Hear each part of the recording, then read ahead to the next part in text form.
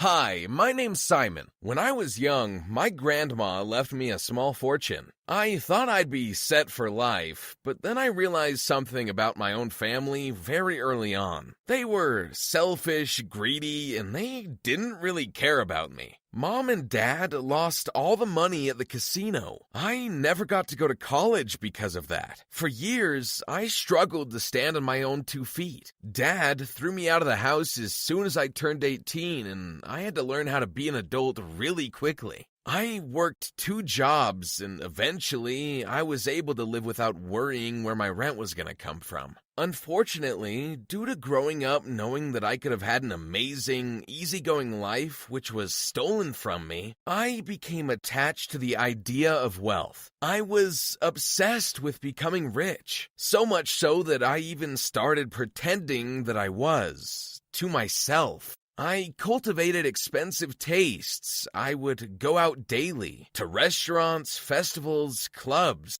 I lived as if I had money to spare, and so I never saved a single cent of the money I earned. I began to envision myself in a huge house with a nice car and a few pretty maids, when I couldn't even afford to buy myself a small apartment. But deep inside, I truly believed I was going to be rich. That was when I started punching above my weight. Having expensive tastes and healthy ambitions, I decided I could only date the kind of girl who would fit into my future life, not the life that I had then, but the one I was dreaming of. That was when I met Karina. She was breathtaking. She looked like a magazine cover come to life. I knew immediately I had to be impressive to pull a girl like that, and so I got to work. I took an advance from both my jobs. I took out a loan. I got myself a $200 haircut, a few expensive clothes, and started renting a very nice convertible. I made a fake profile, and with it, I followed all her socials so I know where she was or where she'd be. And then I pretended to bump into her unexpectedly.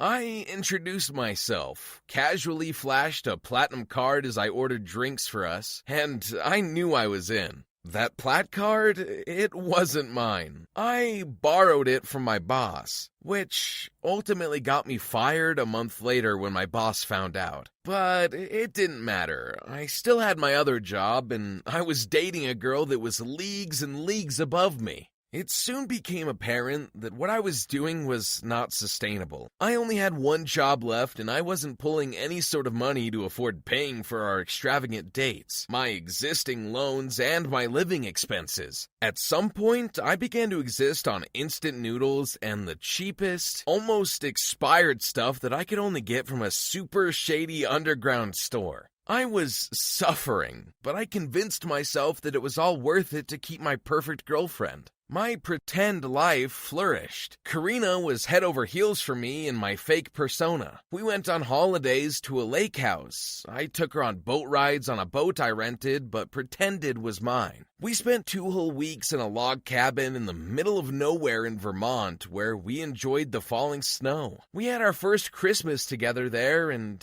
it was magical. I was fully enchanted by her, and I knew I wanted to marry her. But as soon as we got back and I went home to my tiny sub-basement studio apartment, I quickly realized that my real life was falling apart. My spending, my borrowing, the rental car, all the bills started piling up, and I had no real way of paying for it all. I was almost 6 months behind on rent, and my landlord was basically breathing down my neck about eviction. And then Karina started wanting more. She wanted gifts. She started badgering me about jewelry and makeup and all sorts of designer accessories. But every time she and I were out and she saw something she liked, I tried to make up some sort of excuse. Sweetheart, baby, we just went on that cruise. I gave you that necklace, remember? I don't want to give you gifts all the time and make it seem ordinary. I want to give you something special on a special day. That way it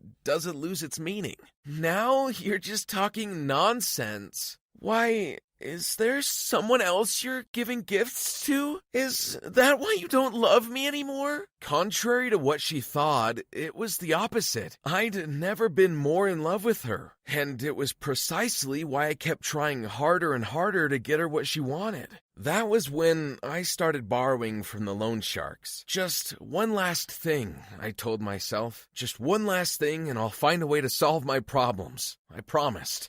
So, with that money, I bought her the ring that she'd been pressuring me about, and I told her to meet me at the place where we first met. There was a gala there that night, and I dressed in the new clothes I bought with the money I didn't have. But then, as soon as I got out of my rental, I saw her. And she wasn't alone. She was holding hands with some dude who literally looked like the personification of an Ivy League school. He had trust fund written across his forehead. I knew right then and there I had no chance of beating a guy with actual money. And he looked like he could afford to go to the gym.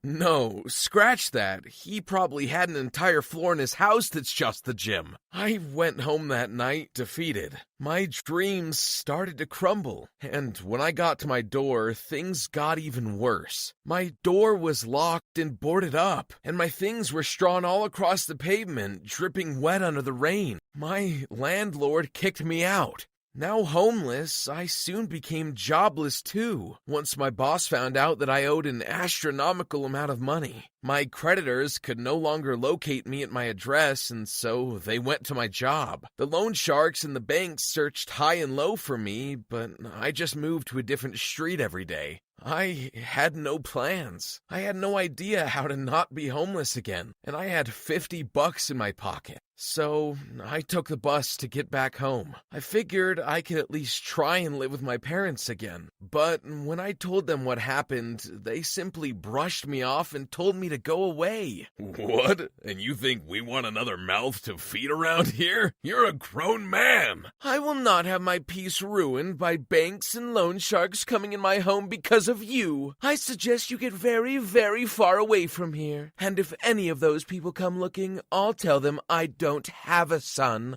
So, I was homeless for good.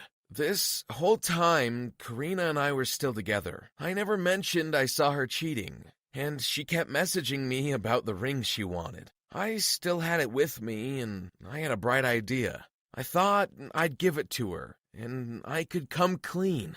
I knew she loved me, and I knew she'd understand, and perhaps I could put that cheating incident behind us. I got myself a job at a small office. The boss was a woman who was kind enough to look at my situation and not judge. Instead, she wanted to help me. She let me sleep in the building until I could get my life back on track. I promised myself I would change. I would no longer pretend to be someone I'm not. I'd turn over a new leaf, and I was finally going to confess to Karina. I walked up to her apartment building, and just as I was going up the building steps, the door opened and she was there. And behind her was the same guy she was with at the gala. She didn't even look at me, never recognized me. She just walked past. Simon? What happened to you? What's happening to you, more like? Who is this guy, and why is he holding your hand? What are you wearing? You look poor. That's 'cause I am poor. I've been lying to you this whole time. But here, I got you that ring. I love you, and I know you love me. And if you give me a chance, I can prove to you that I'll be the kind of man you want. I just need you. Oh my god, so you've been pretending to be rich this whole time? To get me? Ha, that explains a lot. No wonder you kept repeating the same clothes and you made me pay for dinner on more than one occasion. That's pathetic. Love? Who said anything about love? I want money, and you have none of it, so get lost. Passers-by heard all of it. Some laughed at how pathetic I was, and it really woke me up. I went back to work and worked as hard as I could. My boss and coworkers were all women, and they noticed that I started crying while working. When I told them that my girlfriend broke up with me because I lied and that I was poor, they all came to give me a group hug. My boss even tried to give me the afternoon off, but I told her that I had a bigger goal. I saved up as much as I could, only eating instant noodles. But this time, it was for a purpose, and not to get things I couldn't afford. Slowly, I started paying off my bills, and the girls at the office would cook me food that they'd leave for me. The accounting department took all my bills and drew up a plan for me to get back on my feet as soon as possible. And my boss paid off the loan sharks. But why? Because deep inside, I know you're a good person. You just got caught up in some trouble. I help people who help themselves, and right now, you're on the right path. I was poor, but finally, I was happy. I was surrounded by people who cared about me, and they helped me up. I began to perform phenomenally at work. I brought in a ton of new clients, and I began to make my boss a lot of money. It was at the company Christmas party that everything kinda took a massive turn. We were playing spin the bottle, and somehow the bottle kept landing on me. Every single one of those girls got to kiss me. And I felt a bit suspicious when the next game they wanted to play was 7 Minutes in Heaven. My boss and I were in the supply closet alone for